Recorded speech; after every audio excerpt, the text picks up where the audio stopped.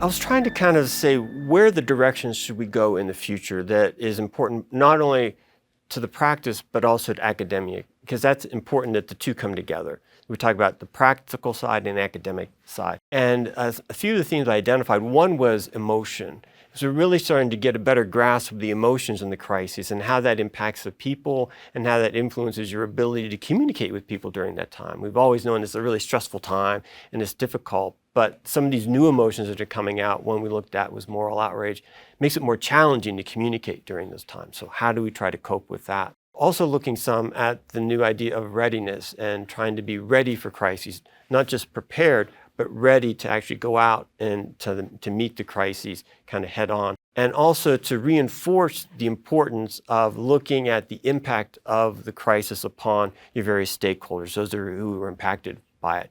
And sometimes we call them the victims of the crisis. They feel the negative effects and what that can mean and how they might experience the crisis different than the crisis managers do. And the crisis managers want the crisis to be over, but the victims may need to run longer for them to recover, and particularly getting into issues, again, with emotions, but also moving into the more difficult question of trauma as well.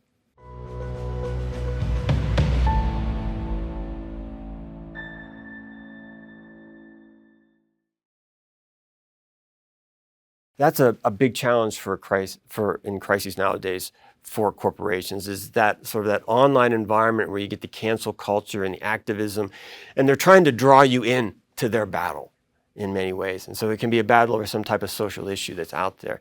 And for organizations, there needs to be very careful consideration if they want to get involved in that or not.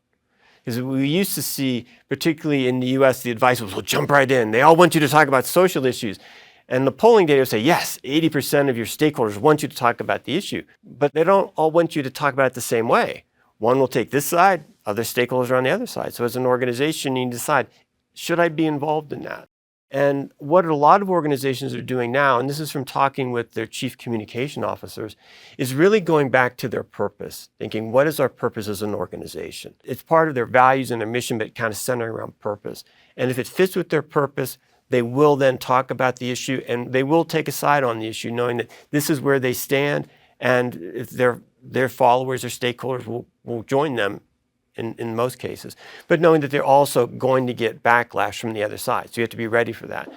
We used to talk in PR a lot about, oh, we want to please everybody. It's like, well, no, not in these types of things, especially with cancel culture. You can't please both sides.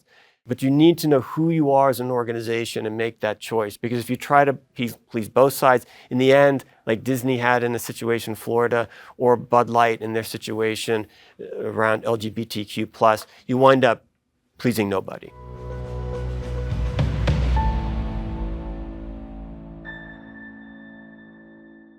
I think for people coming out now, it's really important to pay attention to what's going on in the digital environment.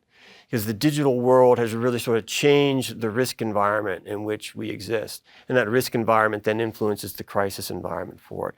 And by understanding and paying attention very closely to what's going on in the digital environment, the new technologies that are coming in, but also how people are utilizing those technologies, that can give you some insights into better articulating your strategic vision and your communication when you want to come out to talk to your various publics.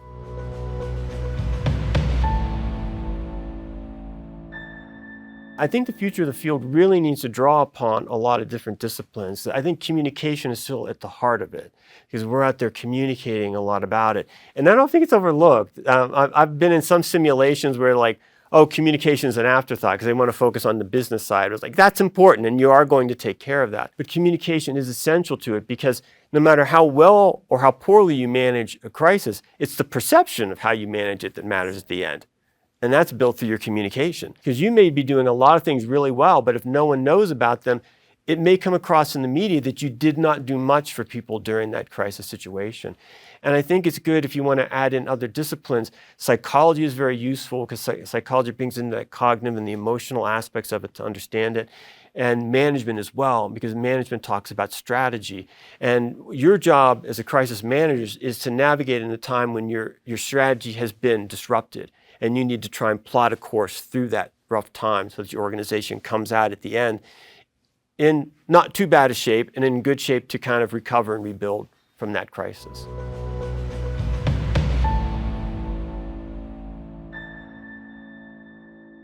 Yeah, not really. We kind of talk about this. In the United States, there used to be a very popular show called The Big Bang Theory, and they talked about physicists. And the one guy was a theoretical physicist. And they didn't care about practicality. And we keep telling our students when they study crisis, there's no such thing as a theoretical crisis communication theorist. That when you're doing crisis communication and crisis management, it has to be practical. And we always push them like, but what does this mean? How can this be applied in the practice? If it has no practical value, that's nice, but it's not as good as it could be. We really want to have that practical advice to it. And I think more than in a lot of other communication fields, in crisis communication, we see a much closer connection between theory and practice because we know the two need to run together. And a lot of the research now is actually being driven from the practice side, because you're hearing from practitioners where they see gaps, and the academics are trying to come in to try and help them understand and to fill those gaps in a better way. And to give those questions when they're asked by other managers, why should we do it this way? The why question is the theory and the evidence you can have behind it. Because they also want to know, like, well, what evidence is it that this will work? It's like, okay, well, I can start giving you some hard evidence from research that this will work. Yeah, readiness in a nutshell is your willingness to engage with the crisis. So preparation says, oh yeah, you're prepared. Maybe you've had some training, maybe not sometimes, but you feel like, okay, that's preparation. But readiness is more of a mindset. It's how you think about it. That it's not that you want a crisis to happen, but when the crisis happens, you're willing to engage with it and you're willing to make the tough decisions. And that's what you have during crisis, are very tough decisions. If nothing else, you're making decisions with very limited information. And you need to decide when a little bit of information is enough for you to make an important choice for an organization. And sometimes those choices can be very important. Crises are different. Some are easier to manage than others. But that becomes a challenge for you. So you want to make sure that you have that. So you're ready to think about that and to engage in those things and not fall back to, oh, well, we have a plan, so we're safe. We're set.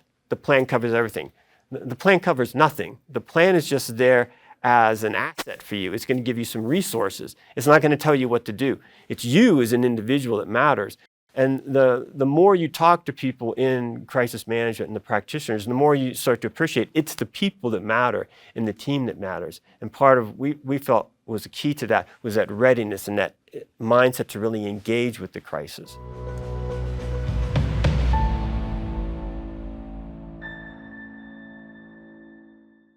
You know, when ChatGPT came out, suddenly you had generative AI go from being something like that to something like that. It was massive. It was just this giant leap forward that no one was expecting. Because I remember just 6 months before, I was listening to a seminar by one of the top people in AI saying like, oh, well, AI really can't do a lot of the things that people can do. So the generative AI creates a lot of issues now because when you're talking about misinformation and disinformation, it can create in a matter of seconds, and it can create very convincing ones. Because if you give it the right command, it's going to target it right towards the people you want and create a message that's very sort of compelling, will resonate with them. So you have that concern. You combine that now with agentic AI, where you're teaching it to kind of go out on its own. Well, now it can take that message and it can start populating it across different types of social media platforms, and it can overwhelm those platforms at times. And what that means is, if you step back and you think, okay, a few years ago, I might rely upon sentiment analysis to get a feel of where everything is in social media. How are people feeling, positive or negative? How well can I trust that now? I'm not sure. I mean, you need to have some verification that you're not dealing with agentic AI and these various bots out there. Are these real people or not? So it can really skew the data. So I think it's going to make it challenging to kind of sort through there. There's always been the issue of noise in the digital environment. What's noise and what really matters? And I think that's from talking to managers since I began working in the field. It predated the digital environment. That's been their concern, is like, how do I tell the difference between noise and what's real? That's going to be more challenging now with this agentic AI and the generative AI combined. But you also have the advantage of AI can help you. You have, to classify things makes it easier to find risks and potential crises as they're about to break. You can use predictive AI to know that these certain warning signs will result in a crisis, or this type of response will have this type of effect on my organization in terms of both reputation and stock prices. Of course, those predictions are only as good as the data. So anytime a consultant's going to sell you on that, make sure you ask them, I want to see your data. I want to see how many times do you get false positives and false negatives out of all of that. So there are these new tools. And especially for smaller organizations, the generative AI can help you prepare for crises. Because when you go through your crisis planning, you're going to do risk assessment. You do your risk assessment, and then you ask the generative AI, does this look right? Here's my type of organization I'm in. Does this fit? Did I miss anything? And they're actually now even using generative AI in many organizations to write scenarios for their crisis training that they would have had to pay a lot of money outside of. And I like to argue that you can think of generative AI as another member of your crisis team. They're no important than anyone else. They're going to give you some input. Maybe it's good, maybe it's not, because we know that AI can hallucinate and give you information like you look at it like that's just no way that's right. A good way to think about it is you start with you've created some material, whether it be your risk plan or your crisis response. You get some feedback from the generative AI, and you look at their feedback and you take it back to what you know, you refine it, and then you send it out. It always has to be that final human check that comes with that.